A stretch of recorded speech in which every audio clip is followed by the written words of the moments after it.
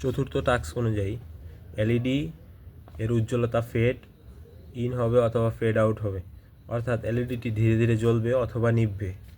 এখানে সেন্সরের তেমন কোনো কাজ নেই, সব কিছুই কোড দ্বারা নিয়ন্ত্রিত হবে।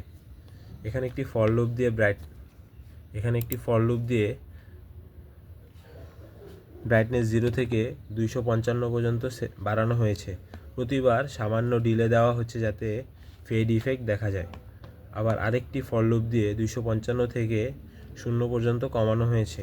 এখানে দুইটি লুপ একসাথে একটি স্মুথ ব্রাইটনেস সাইকেল তৈরি করে। লজিক্যালি এটি পিডাব্লিউএম সিগন্যালের ধাপে ধাপে পরিবর্তন ঘটায়। ড্রোনের ক্ষেত্রে এখানে ব্রিদিং এলইডি বা আইডল অ্যানিমেশন হিসাবে ব্যবহার করা যাবে। আর বাস্তব ক্ষেত্রে decorative light, car indicator animation, smart lamp effect এগুলোয় ব্যবহার করা হয়ে থাকে। এখন সিমুলেশন দেখলে লাল লাইটের উজ্জ্বলতা ধীরে ধীরে বাড়ছে এবং কমছে।